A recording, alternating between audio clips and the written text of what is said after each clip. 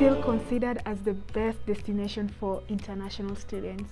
A lot of people have reached out to me and they are interested to study in Canada. I want to share with you today some of the courses that you should avoid, because one, they might be a reason why your visa will be rejected. Two, there might be a reason why you cannot work after you're done with your studies in Canada. I mean, getting your permit to work. And then three, they might limit you on opportunity to work, work opportunity and also work experience.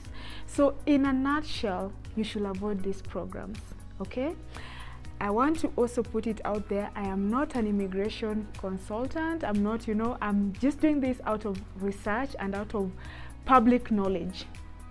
So avoid this program. The first program that you need to avoid is a program that you want to come and do in Canada, that is basically a apprenticeship. I always get it wrong all the time that I mention it. It's those programs that are training based, you want to be a mechanic and you're planning to go to study in Canada.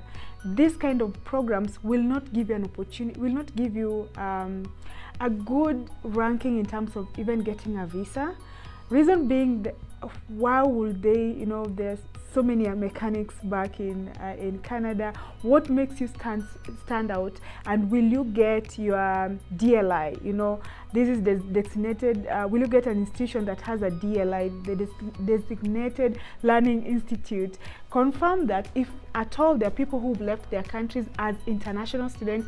I am making this for international students, as international students, and they've gone to Canada with apprenticeship. I don't know, guys, you're getting it. They've gone in and probably they want to specialize in mechanics, and they've gotten their permit after doing that study. Guys, comment down on this. We are helping one another. But so far, what I've researched and out of knowledge is that it's very, very difficult for you to get work permit after doing such kind of programs, after doing such kind of courses. You rather do probably maybe, I don't know which particular program will go in with mechanics, but I'll do my research just to be sure. So avoid that kind of program. Another course you should avoid, and why am I saying you should avoid? Actually, all the courses are really, really good. All the courses are good, they're important, they make part of the society, and they're needed. What I'm sharing is that if you are interested to work after your studies, you want to work and stay in Canada after your studies, and you're using your education as a pathway to get a job and work and study, avoid these courses. But if you just want to gain experience, probably for 6 weeks or up to 6 months, you just want to gain experience and go back to your country and take those international experience back to your country, go for it. Do any of the courses that I'm going to mention today. But if your interest is to stay in Canada, listen to me very carefully. And as I've mentioned, I am not by any chance an immigration consultant. I'm not by any chance, a pro, but I have good knowledge. Before you continue to the next course, my name is Sheila Atieno Vandegraff. I'm an international student here in the US. I'm currently doing my second master's. I run a non-profit back at home. We also have a consultancy, so if you have any questions or anything that you want us to help you with, study abroad, scholarship, all those things that you're wondering what to do and how to go about it, please, there's a link, and also hit my inbox. There's an email and all that, we can help you. I'm also on full scholarship. I'm so glad to have gotten the scholarship. It is not easy to do this education without scholarship. So you're in the right place. If you're interested in such opportunities, scholarship, study abroad and all that, please subscribe, like, share this opportunity, and let's continue to impact. Okay, let's go to our our second course. So the second course that you need to avoid if you want to work after, want to stay in Canada and work as an international student. All these courses, if you just want to work and go back to your country, they're all fine. But if you want to work after your studies, is avoid the ESL. So ESL are more like language courses where you just learn a language, so like English language, and afterwards you are expected to go back home because you just want to polish your English language, you want to polish your language ability. And some of these programs are like 6 weeks, so you can come in to Canada, do these studies for 6 weeks. After 6 weeks, you are also allowed to work for 6 weeks. And normally most universities or colleges help you get jobs. They help you get to work with a company, and you can also use this. Actually, it's not a very bad program because you can use this into a pathway program. You can use this opportunity to get yourself a work permit. Though it is a difficult path to take, but people are doing it. I'm not saying it's not possible. People are doing it, and if you came to the Canada through this program, please share how you went about it. But a lot of times it's very, very challenging. So language ESLs are very good, and they're very cheap. And if you just want to experience Canada and you just want to figure out whether it's a country you'd want to work and stay in, and you also have a challenge with your English and maybe you want to polish your English and all that, take advantage of these programs. They're really, really nicely done, and they're very good programs, okay? But if you want to go into employment, you want to get your work permit, there are better ways to go about it. But also use the pathway programs. Talk to your employers. If within the 6 weeks, do your work really, really well. As an international student, you bring in really good experience. Do your work well. Talk to your employer, talk to your university, and ask them if there's a way that you can get a work permit, or if there's a way you can, continue your stay. And do this in good time. Do it early enough so that you don't miss on, opportunity to progress and gain this international work experience. Why am I saying get these courses that gives you international experience? When you can study and work, you are more marketable. You are super marketable, so go for it. So the third one is more of just a precautionary, is try as much as possible not to lower yourself in terms of the degree you're applying to. Probably you've done already a PhD, or you've done, majority of international students have done like master's level, or you've done bachelor's, and then you apply to study in Canada. Probably you want to study diploma, or you want to study, you've applied to study a certificate. You should be able to justify why you kind of lowering your degree, because at the consular, when you're going for your visa, they'll want to know why you're doing that, because you already have masters, you already have professional experience, you already have all that. Why are you doing a certain course? Why are you now going, maybe you have a master's in mechanical engineering and now you want to do certificate in mechanical engineering? It does not make sense. But you can as well do a certificate or a diploma if you want to specialize. You want to specialize in that, and you can easily justify that. You can easily say, I want to specialize in this kind of thing in mechanical engineering. So if it's a specialization and it will give you a work permit, the institution you are going to has a DLI, then go for it. But if you just apply because you think you'll pay lower tuition, or you think through that you can use it to transfer to other things, I mean, it's just good enough to know this in good time, okay? So don't just lower your degree for the sake of it.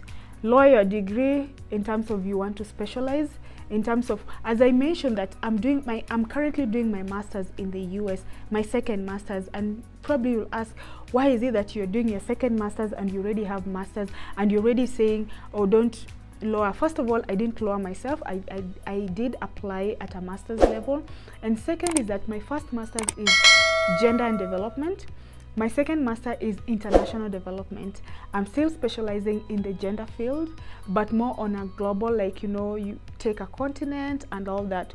So I'm able to justify why I'm doing my second master's, and I'm also in my projection of career where I want to see myself. It was very easy. In fact, I was not even asked to justify the reason why I'm doing international development, and I already have masters in gender and development. So don't have a master's in chemistry and then now you want to do a diploma in chemistry. It doesn't make sense. It doesn't make sense. But if there's a specialization within chemistry, that's what makes sense. I don't want to repeat myself. I just want to pass this point, pass it in, so that you don't get stressed out. The fourth course that I would love for you to avoid is avoid course or programs. Avoid programs that have limited job opportunities. Again, I am not by any way expert in giving jobs and all that, but this information is in the public domain. Go and research how marketable your course and your program will be to Canada, because they also want to attract people who will bring value to their country. Look at the program, look at the job opportunities, look at what you're going to gain, and look at what you're going to get from there. I mean, always look at steps ahead, 10 steps ahead. If your program will not be as marketable in Canada, and probably it will be a challenge for you to get a job, I rather not, you don't waste your time, you don't waste your money, you don't waste your, you know, I don't want to be brutal, but that's the brutal truth. You will really struggle to get a job. So look at the job market, and again, it's never about the job. If you have a way that maybe you want to enterprise your course, go for it. So long as you can make a way forward with your program, go for it. I don't want to kill your spirit. The young people nowadays, though not everyone wants to be employed, not everyone wants to look for, you know, a job and all that. If you can justify your course and justify your career path, please, I'm not here to kill your spirit. Go for it, okay? Go for it, and I'm wishing you the very, very best. But on a large scale, these programs and these courses that have limited jobs normally is with Canada. I think so. I am not an immigration lawyer, but normally people have some challenges getting visa or even work permit once they're done with their program. So just have that at the back of your mind. I know you have a clear path for your future, but just have that at the back of your program, of your mind. The other course or program that I would love for you to look deep into and figure out if it's something you want to consider is courses that are short, you know, short courses.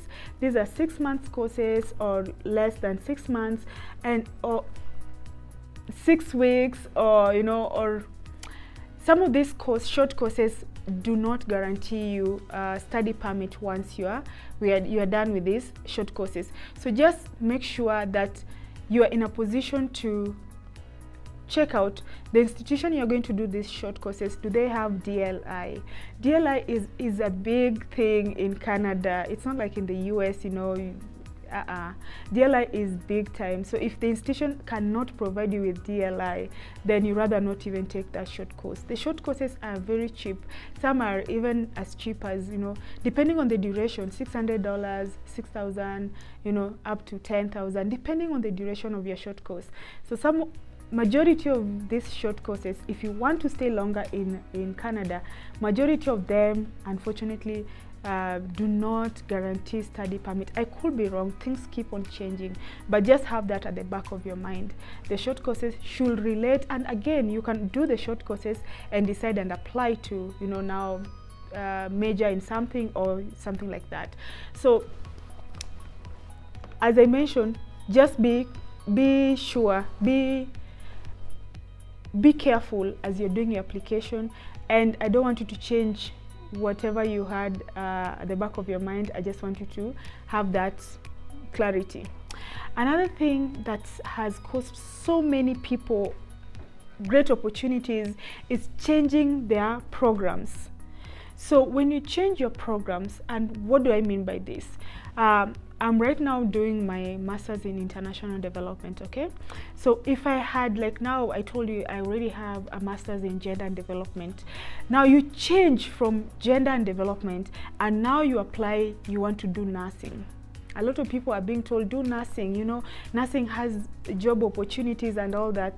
And with your professional experience, with your passion and everything, somebody has swayed you to do nursing because you'll get a job. And now when you go for your interview, you can't even connect between gender and development, between international development and nursing. So what's the motivation? Probably there's a motivation, but you will have to explain yourself. It is not easy. It is not easy. So some people are always, I've seen people who just apply into their line of engagement, like what they did maybe sociology, BA sociology, MA sociology or something, and then they want to now cross over to nursing, and they're pressed, probably they want to give back, probably somebody in their family had an issue and they felt like if they were nurse they would have taken care of them better, and they just feel, you know, they want to do nursing for the, you know, there's a push inwardly. You're good, you're okay to change, but I would advise, if you can just come to Canada first, consult. Don't apply to nursing, apply to a program within your field. Then if you feel like the program within your field will not justify where your heart is at, people, it is okay to change program. People change programs at any time. I've seen engineers who've changed to now doctors or to social workers, and you can change your program at whatever time, but we're looking at programs that will allow you to get to Canada and also help you experience what you want to achieve in life. Okay, so when you come to Canada with, probably now you want to do PhD in sociology, you've come and you can engage with the advisor and you tell them, this is my path, I chose it when I was this year and I've enjoyed my time and impact, but I have a calling right now, I want to do nursing. Is there a way I can transfer? I hope, because I know in the US there's a way that you can always do course transfer and all that. Engage your school, engage your faculty, engage education consultants and all that, and you'll have that information. But if you change during your application and during, it will be very difficult for you to even pass the visa interview. So those are some of the courses, some of the programs that you need to avoid, but you don't need to avoid it, especially if you have a clear path. Okay, I'm just helping those who are not sure about how to go about it, especially international students who want to work after doing their studies. Okay, so I'm so grateful that you've taken time to be with me today. Please subscribe, share in the comments if there's anything that I've left out, and share your experience. If you're in Canada, share anything that I've left out that needs to be added, and let's help one another. This is Impact with Sheila, and I'm always excited to have this opportunity to be with you. Please subscribe, like, share, and comment. Thank you, and be blessed.